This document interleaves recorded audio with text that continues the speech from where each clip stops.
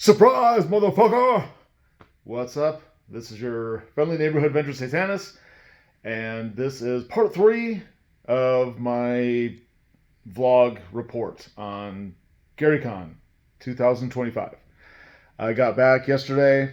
It was only like an hour and 20-minute drive, which is one of the reasons I go to GaryCon. It's also awesome, and the people that are great, and the convention is great. But yeah, it's kind of right in my backyard. So that's one of the reasons I go. And I got back yesterday, like I said.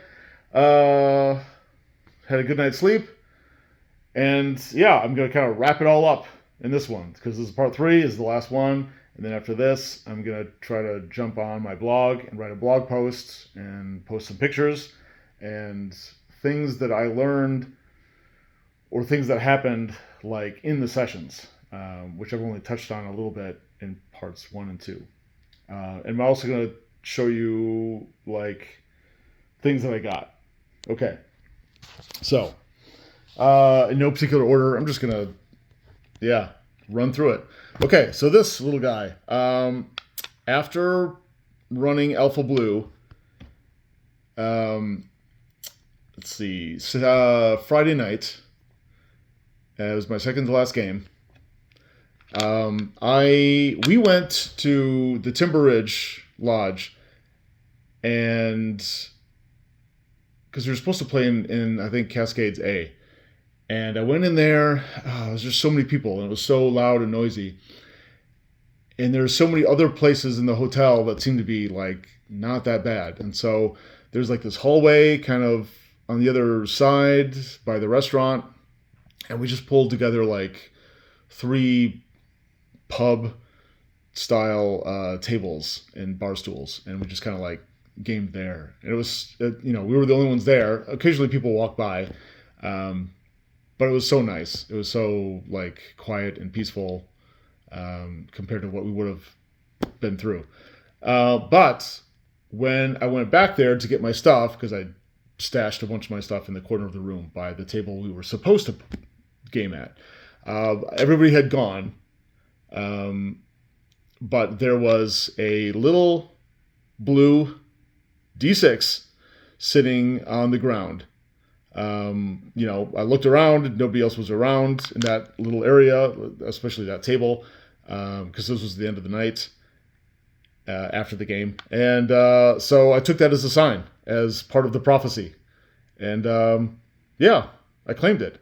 That actually happened one time before, something very similar. Like 3-4 years ago, when we were playing Alpha Blue, I moved to like a different space, and I found a blue D6 where we were normally going to play, but I asked if we could get like one of those nice private rooms, because I think it was Sunday early afternoon, and one was available, and so they let me do that. Anyway, so that's that. That's cool. It is the prophecy! The prophecy! Okay, so, I had a lot of flyers. I don't know who posted that, or who put this little post-it note on there, but I thought that was funny. So yeah, put a lot of these around. Hopefully I'll get some action on that, and people will come. I also gave it to every player, and a lot of players were interested in coming. Some guys from Chicago that were really cool, and then some other people from around Wisconsin or the Wisconsin area. Also brought this, and of course this is what I used to run Chult, all 3 sessions.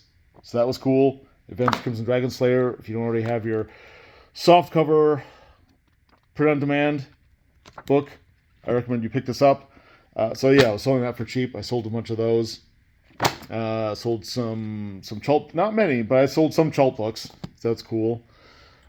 My badge, 74.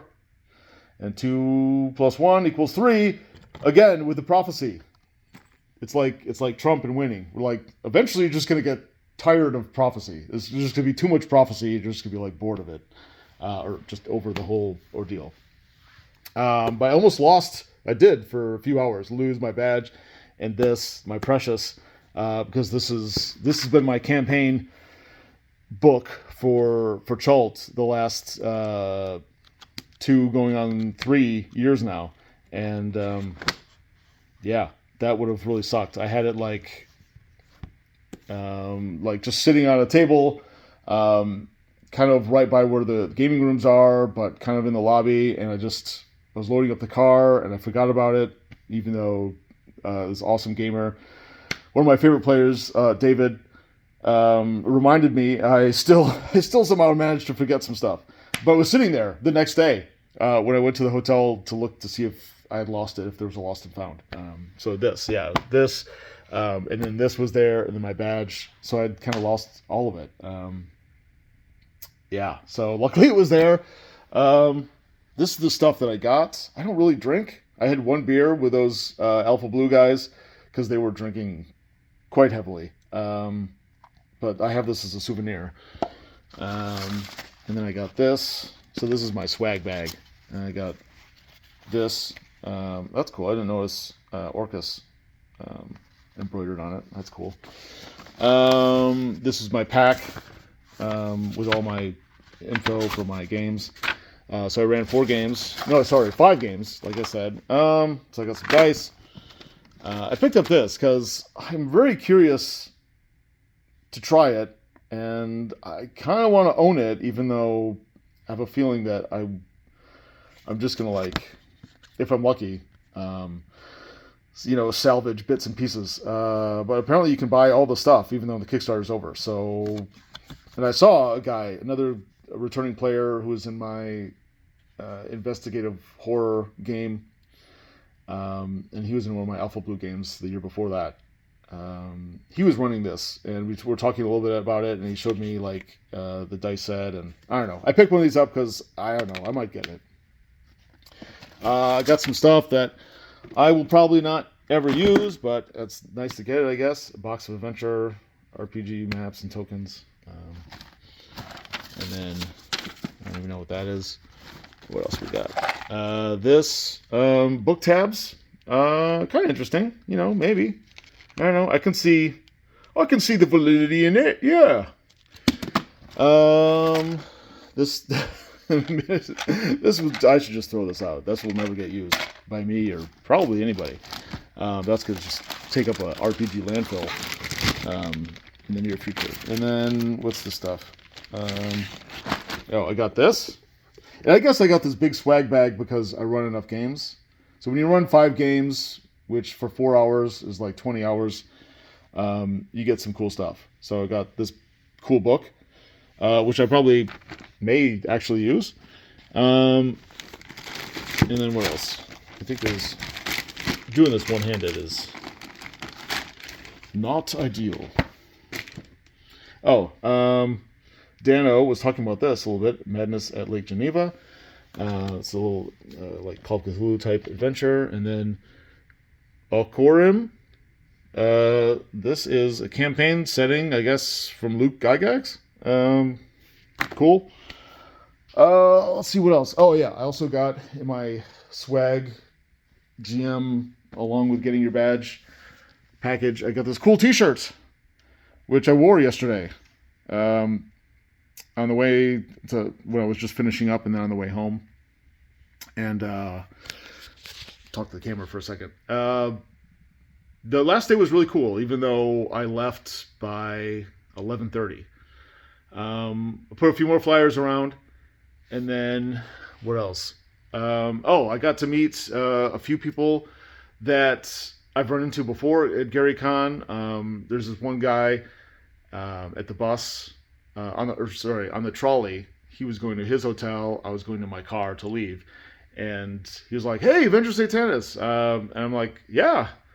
He had watched me for years and years on inappropriate characters, so that was really cool. I didn't have a pen on me, but we borrowed a pen from someone else sitting on the trolley, and I signed a VengerCon flyer for him. So that was cool. It's great to meet him. Met a lot of people just randomly in the hall, or if I was sitting down, chilling, or eating some croissants from Starbucks. And then Saturday nights, I made myself a dinner reservation like the day before, and I got to sit with some really awesome guys like Dano and Cerulean Rex. Um, really cool guy from Canada. I think his name was Brian. And then guy on Twitter that I know, the old school. I can't remember his handle. Old school gamer or something like that. A really cool, awesome, bearded guy as well. All right, so I didn't use this one actually, which is weird because I intended to use that Red Room PDF that I released recently for free, and that is Advanced Random Tables Worm Interior. And so I intended to use this along with the D30 table that I brought. For whatever reason, I never ended up using it. But it's always good to have a few extra things just in case. I use this map, which I'm not... I don't know, it's one of my earlier maps. I like it, but it's very specific. But in this case, for the Chult scenario that I came up with, specifically for this convention, it worked really well. So I used that. And this is one of my favorites. I ended up using this, weirdly enough, in the Alpha Blue game, because they went through a wormhole, and then some of them are familiar with Chult, and I thought that would be fun, because by then, everybody, besides me, was drunk and having a good time, and we just kind of we're just riffing and ad-libbing and just going wherever. I brought this because, and this is where I usually draw my maps on, when I can't get, okay, there we go. I brought this just in case I had some time, or I don't know, maybe making a map or something, or I don't know. Not that anybody would request that, but I don't know. I brought it just in case. Didn't end up using it at all, which is fine. I got 2 dice sets, both from Kraken. I got this one. This is a 14-piece dice set. I'll tell you something. When I was just looking at them, the coloring looked random, which I liked. And then when I actually got them out of the package and started rolling them, I noticed, oh yeah, there's specific striations. You can see the purple there, and then there's a middle section that's more gold, and then more pink magenta. I wish it was more random. I like it 2% less.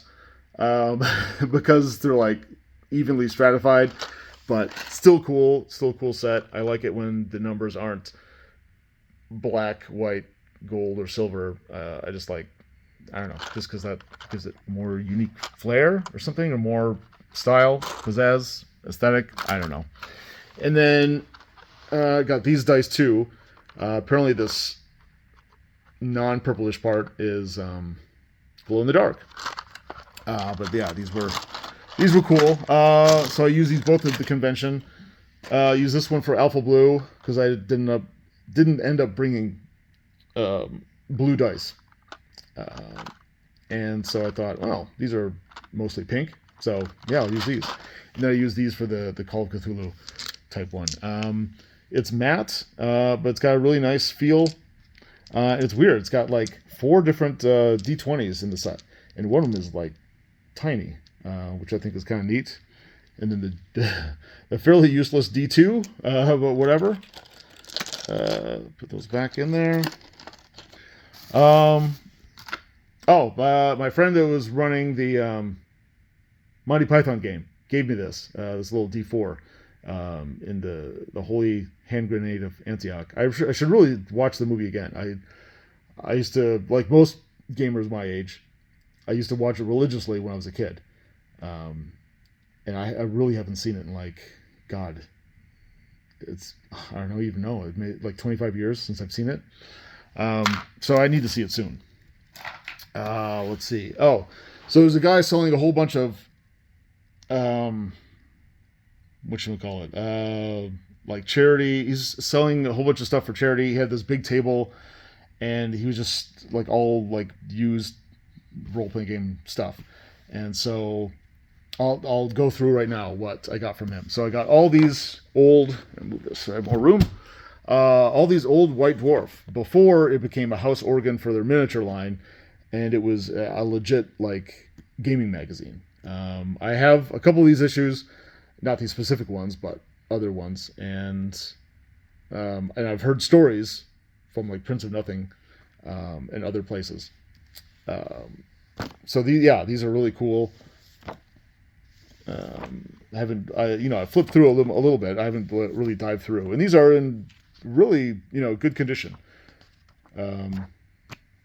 So I got that. Oh, I also got this because I flipped through it. It looked very interesting, and the guy that was selling them to me said that if you're really serious about world building and your own campaign setting and your home world or universe or whatever, this is really awesome. And it's not for the casual GM, but someone that's like pretty hardcore. And that kind of fits the bill with me. I've been working on my Chalt world and campaign setting for since 2018. It's still going strong, so I really wanted that. So I got that along with more of these. I'll tell you the price when I'm done showing you everything. This guy. Okay, this is some of my papers and stuff. Let's see. Okay, that's more stuff. Okay. Oh, I got some. So these Knights of the Dinner Table. This is a Tale from the Vault. So this is like a full size. So everything is bigger. So this is like a collection of some of the comic books. So I got this one. That's volume 2. This is, I guess, the original. Some more White Dwarf. But that was an awesome picture. The very Call of Cthulhu. Okay, this guy. Hopefully, I mean, if you know your stuff, when I tell you the price, I think you'll be like, wow, you got a good deal. And then this one, and then, okay, that's more of my stuff. And then, okay, more White Dwarf. This is okay, non-D&D. This has got to be one of my favorites, because I've had this for like ever.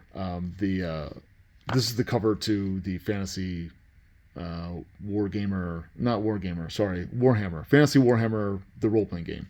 This is the cover of the version that I got years and years ago as a kid.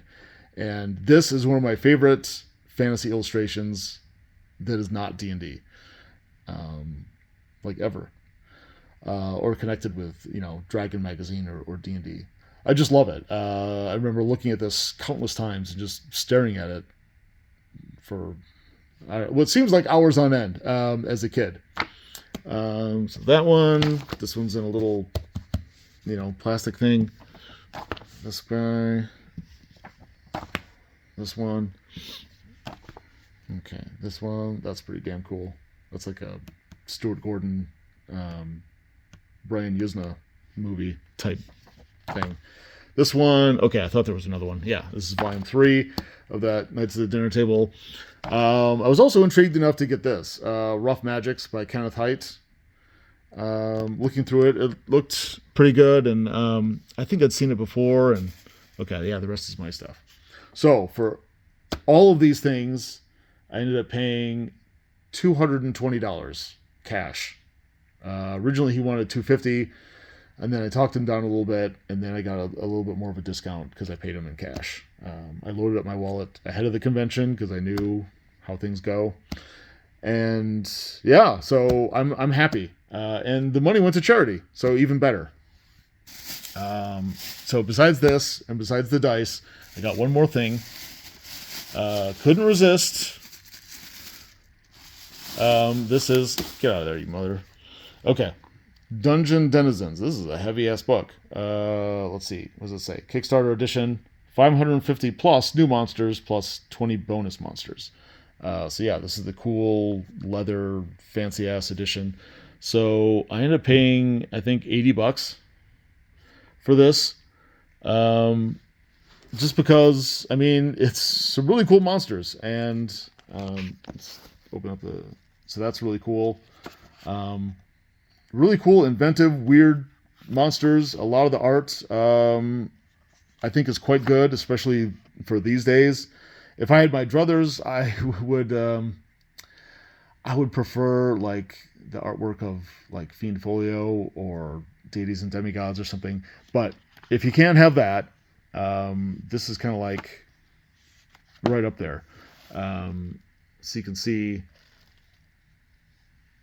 This reminds me of like AD&D second edition type art, which I also think is still quite good, and just the imaginative weird stuff like a Glacial Fiend, Emerald Wanderer, Eyebird. So some of these are a little more serious, and some of these are a little bit more silly, but they just I don't know, so much creativity and balls to the wall. This is cool. This like whole illustration. I just, I have mixed feelings about Goodman Games and Dungeon Crawl Classics, but, I gotta support good stuff when I see it. They had a huge booth. They were selling like 1 million products, and I bought one of them. And then actually got Joseph Goodman to sign it because he was right there. I asked him to use my fuchsia Sharpie, which I was carrying around, and I had signed a couple things with it. It's kind of one of my Chult staples when I'm in Chult mode, and I'm running my games, and I've got stuff, and people want me to sign their Chult books and things like that. So a lot of times Fuchsia shows up better than Chartreuse a lot of times. So I asked him to sign it with my marker, and he did. So yeah, this, and I think that's this is the this plastic bag is fighting me. This is the marker. If you're curious, I have a few different varieties of like fuchsia markers or Sharpies or whatever.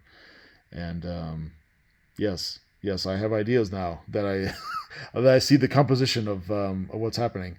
But I will leave that to your benevolent or malevolent or benign imaginations.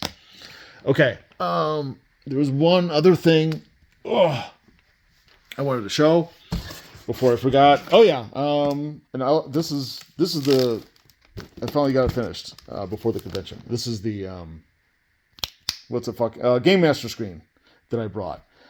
I didn't use this as much as I thought I would for the 3 Chult sessions that I had, and one, let's say 3 1/3 Chult sessions, because about 1/3 of the Alpha Blue one was in Chult. But I'll just go through it here, so you have whatever popular sayings and phrases. I only used like a couple of those, but the ones I did use were fucking awesome and literally changed the scope of the game. So a lot of times I try my best not to kill characters unless they're both like, just because you have bad luck and maybe you made poor choices. I don't necessarily like killing played characters. This is kind of what I go by and what I kind of use myself. And that is, if a player character sees a bunch of swirling blades that he knows is not an illusion, it's real. Maybe he's seen someone like moments before get hacked up by getting too close to it. If that character like literally wants to like jump into the swirling blades without any kind of magical protection or whatever, that character is gonna die. That's a clear real world type consequence of his actions, and that deserves death, and that is gonna get death. That character will die. Probably won't even ask for a saving throw. That character's just dead. But barring something like that, like if you're trying not to die, but maybe you take a few more extra risks and you just get unlucky with the dice, I would try my best not to kill your character. In both my D&D campaigns, the Chult, not D&D, but with Advanced Crimson Dragon Slayer. So anyway, here's some other ones, just in case I blank on like, oh, what can you do? Everything from emotional breakdown to something embarrassing. They go unconscious, they're exhausted, sickened, inhibited, near-death experience, item destroyed, lots of stuff. The unexpected, I don't think I used any of these. I wanted this just in case I needed to end the game or I needed something to happen in like an interim, like segue between scenes. But I didn't end up needing that, so I didn't use it. Existential prompt, I didn't end up using that.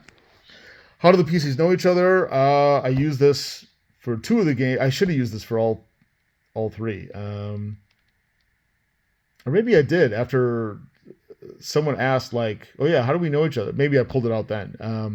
So yeah, I might have used this all 3 times. This is just a D6. And then, so I had all the players roll a D6. And if like 2 people rolled a 3, then I read them both this, and this is how they know each other. And if someone rolled a 4, and then someone else rolled a 5, and nobody else rolled a 4 or 5, then I would just pick one, and I would just like, I would fudge the numbers, because that's kind of what it's for. You need a way of people knowing each other. I mean, you don't need it, but that's, I don't know. I like to do that. Pickpocket items / lost and found. I ended up using this 2 or 3 times. I think 3 times. And worked really good. Got a lot of laughs with some of them. Names, I only use this, I think like once. But I was using like a scripted scenario, and I had plenty of names like already built in. So, but yeah, you never know when you need more names. So I just have that there. Smells like I didn't ended up using that. I should have. I really should have. But I had a lot of descriptions that, like I said, were already like built into the adventure and scripted. But they went off the beaten track a few times, and I definitely could have used that. So that's my bad. Then down here, I didn't know what else to put in this lower half, so I just used my intro and outro.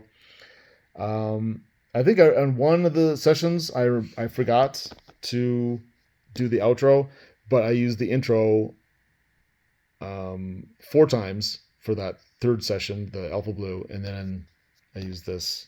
I remember for the Alpha Blue, but I forgot for one of the other sessions, the outro one. And that, I don't know. I think that works. I don't actually know if people get something out of it. I assume they do. You can't always like survey people during the game, and not everybody's going to go, ooh, ah, or clutch their pearls, or say gross, which also I love. One person did that, so that was awesome. Yep, I think. That's right. I got sidetracked. That one thing. Let's see. This. Okay, so one of the guys in my game created this, an Age of Dust companion. He created this just for his home use, but I'm going to ask... He asked me to ask Prince of Nothing if he would be interested in letting this guy produce this, or if he wanted to like use it himself and maybe give that the guy that created it like credit. It's just a combination of, I think, the module itself and everything that Prince has written about it, either on his blog or elsewhere on the internet. I haven't actually had a chance to like look at it a ton, but glancing through it, I'm like, this is legit. Apparently he has his own machine or operation of like binding books like this. So yeah, he created this, and I just thought that was fantastic. So I just give him like ultimate props for creating this. Because he loves that adventure, that the Palace of Quiet Repose, I think it's called, something like that. And he gave it to me. He's like, "Oh yeah, this is an extra copy. Why don't you take this? And then, if you wouldn't mind, like, ask Prince of Nothing if he'd be interested in I don't know, and whatever. And I keep coming back to this image. Oops, lost it. Let's see if I can find it again.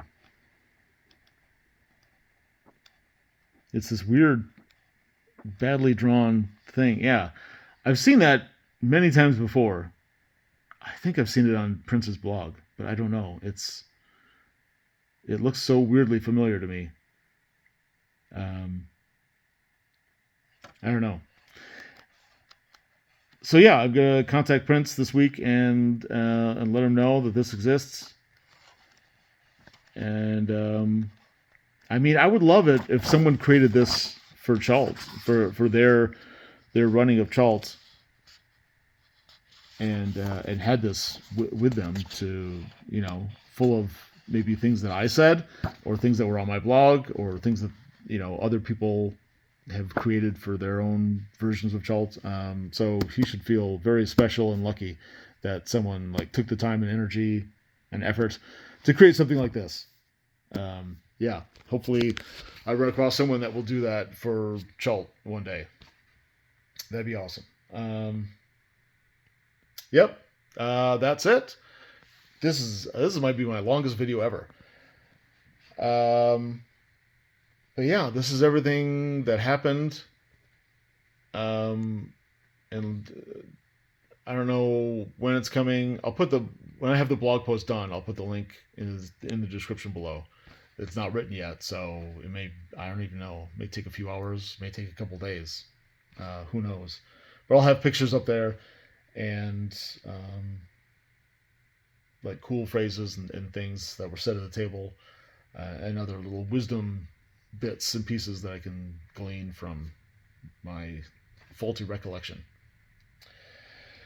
That was a lot of work, but thank you for joining me, and maybe I'll see you at GaryCon next year. I'm planning on going again. A lot of people are planning on like hanging out and gaming with me again because they had such a great time, and that's awesome. Thank all my players, everybody that played in my games. Thank you very much.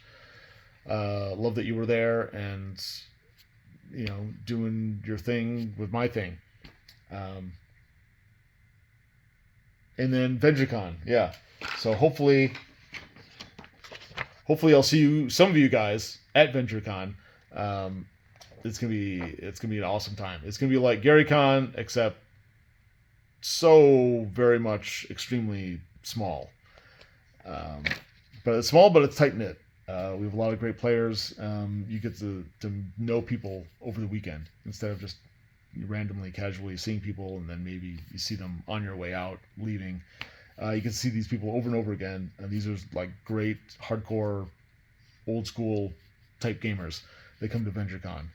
Some new people too, which is also fantastic. If you're going to learn what this hobby is all about, it's better to do it with easygoing, cool, laid-back veterans that take their game very seriously, but don't expect you to, like, I don't know, memorize all the rules or,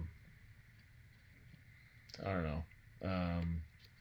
It's all about fun and interaction and immersion, and it's a great time and a great experience. So I hope a lot of people that were at GaryCon also come to VengerCon for Postmodern Apocalypse. So yeah. I gotta end this video, man. Just gotta fucking end it. All right. Cut it off there.